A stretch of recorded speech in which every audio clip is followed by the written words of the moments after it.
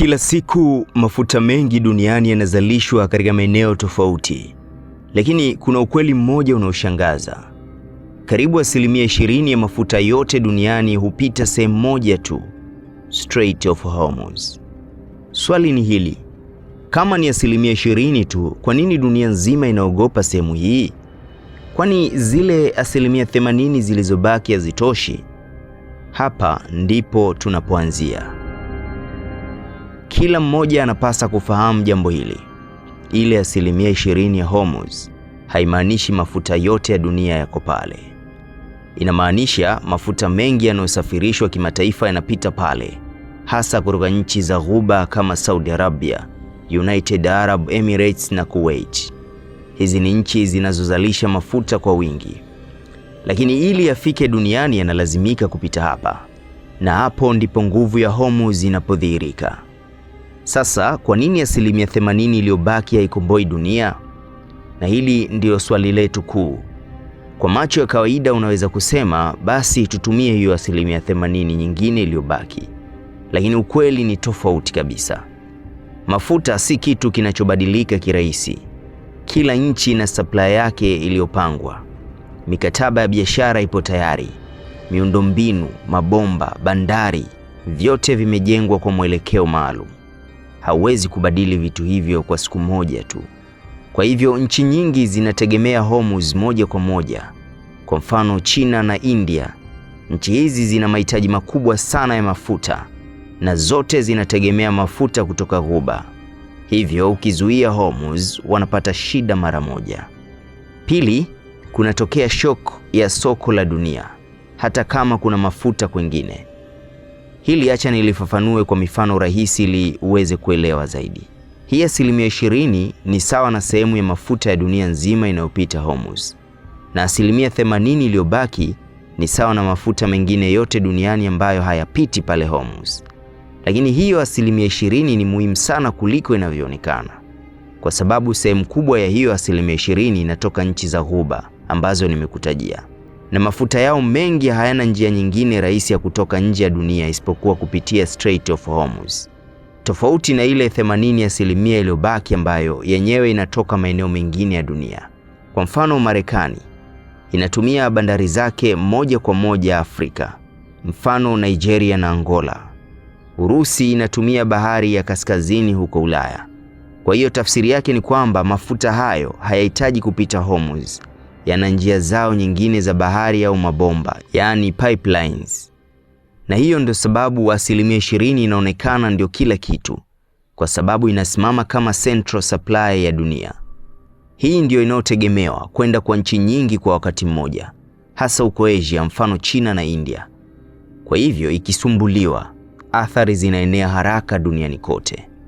Na pia ifahamike kuwa soko la mafuta linaunganika, yani ni global market. Kwa hivyo hata kama mafuta yako hayapiti kule, lakini bei yake bado inaathiriwa na Hormuz. Kwa nini?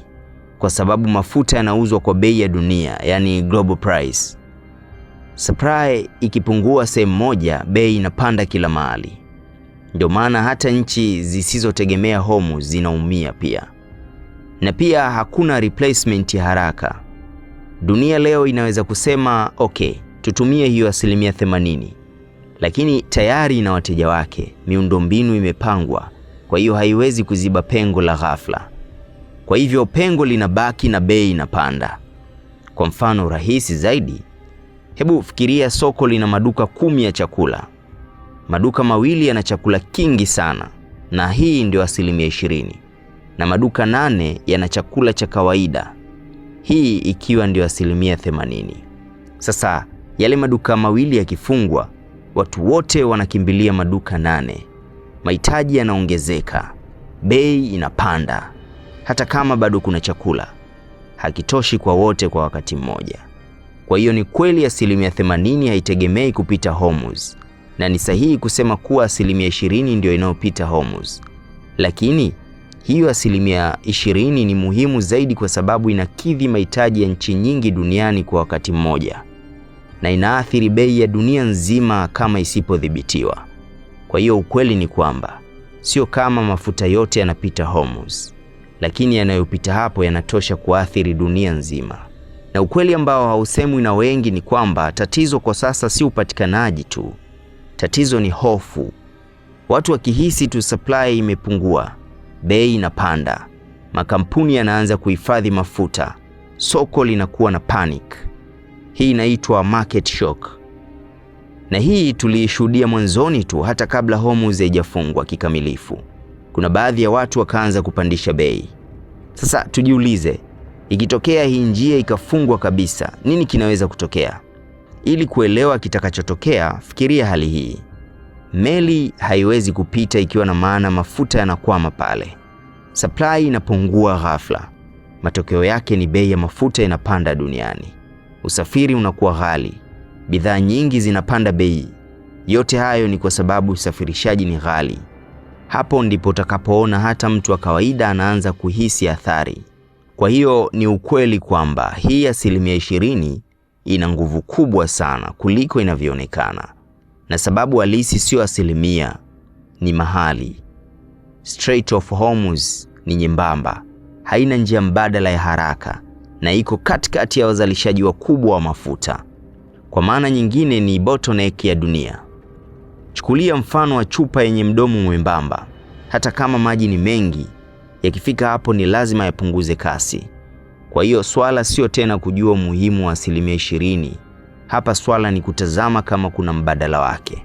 Wote tunafahamu kuwa duniani kuna mabomba ya mafuta yanayopita nchi kavu, na pia kuna bandari nyingine za kupitisha mafuta.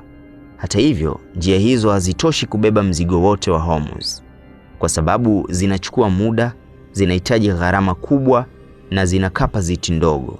Na ndio maana tunarudi kule kule Hormuz na kuliona kuwa bado ni eneo muhimu sana. Na hapa kuna ukweli ambao wengi hawausemi. Watu wengi wanafikiri ni swala la mafuta tu, lakini ukweli ni kwamba Hormuz ni sehemu ya mfumo wa uchumi wa dunia: usafirishaji, biashara, siasa na nguvu za kimataifa. Ndio maana hata 20% inaweza kuwa na nguvu kuliko 80%. Kwa hiyo hoja yetu ilikuwa ni kwa nini 20% inasumbua dunia? Na jibu ni kwa sababu ndiyo njia kuu ya usafirishaji na haina mbadala wa haraka, lakini pia inahusisha mataifa makubwa. Kwa hivyo si ukubwa wa 1%, bali umuhimu wake. Na kuna jambo nyeti zaidi ambalo watu hawalitazami, lakini lina maana kubwa kuhusu mgogoro wa pale Mashariki ya Kati. Swala la nani anafaidika na hii vuta ni kuvute ama hofu ya mafuta. Na pengine itakushangaza nikikwambia kuwa wapo watu duniani wanaombea hii hali iendelee. Hapa lazima uelewe kitu kimoja. Katika dunia ya leo, hofu nayo ni mali. Yes, ni asset kama asset nyingine. Hofu ikiongezeka, bei zinapanda. Bei zikiongezeka, baadhi ya watu wanapata faida. Sina maana kwamba kila mtu anataka vita iendelee, lakini namaanisha kuwa kuna wanaonufaika hata bila vita kutokea. Nitakutajia baadhi yao. Kwanza ni wazalishaji wa mafuta. Nchi zinazozalisha mafuta zinaweza kunufaika kwa njia moja kuu: bei ya mafuta kupanda, mfano Saudi Arabia na Russia.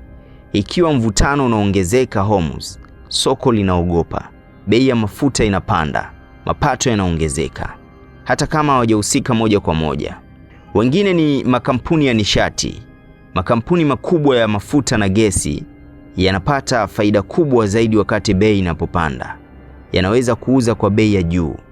Kwao instability kidogo inaweza kuwa na faida ya kifedha. Lakini si kwamba wanataka vita. Wanatumia tu advantage ya mazingira yaliyopo. Pia sekta ya ulinzi, yani defense industry. Hii ni sehemu ambayo watu wengi hawaifikirii. Lakini kadiri mvutano unavyoongezeka, nchi zinanunua silaha zaidi, zinaboresha jeshi lao. Makampuni ya silaha yanaongeza mauzo.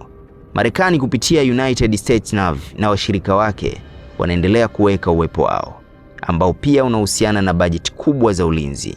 Na pia kwa baadhi ya mataifa, mvutano unaweza kuwa chombo cha kisiasa, kama vile kuonyesha nguvu kwa wananchi, kuongeza ushawishi kimataifa, kudhibiti mazungumzo ya kimataifa na kadhalika. Na hiyo inawahusu wote: Iran kwa upande mmoja na Marekani pamoja na washirika wake kwa upande mwingine. Wote wanaweza kutumia mvutano huu kama leverage, yani nguvu ya kujadiliana. Kitu kingine ni kuhusu masoko ya fedha. Hii ni level nyingine kabisa. Wafanyakazi wa mafuta, yani traders, masoko ya hisa, derivatives, future contracts, hawa wanapata faida kutokana na mabadiliko ya bei. Kadiri bei zinavyobadilika haraka ndivyo nafasi ya faida inavyoongezeka. Lakini pia kuna jambo jingine muhimu hapa niliseme. Sio kila mtu ananufaika. Kwa kila anayepata faida, kuna nchi zinazoumia. Kuna wananchi wanaolipa gharama kubwa, kuna uchumi unaoyumba. Hivyo huu si mchezo wa faida tu. Ni mfumo wenye washindi na washindwa, wanaopata na wanaopoteza. Na yote hayo husababishwa na kitu kimoja tu, hofu. Na bila shaka sasa tunaelewa nguvu ya hofu. Ningependa nikuulize swali moja muhimu sana. Hivi unadhani kuna siku dunia itaacha kuitegemea Hormuz kabisa? Au eneo hili litaendelea kuwa mlango wa dunia milele? Hebu dondosha maoni yako hapo chini ya video hii. Pia usiache kulike, kushare na kusubscribe channel yetu ili kuendelea kunufaika na historia, uchambuzi na simulizi mbalimbali za watu mashuhuri wa dunia hii. Mimi naitwa Omar Zongo. Asante kwa kufuatilia mfululizo wa taarifa kuhusu mfereji wa dunia, Hormuz. Tukutane tena wakati ujao kwenye dokumentari nyingine kali. Bye.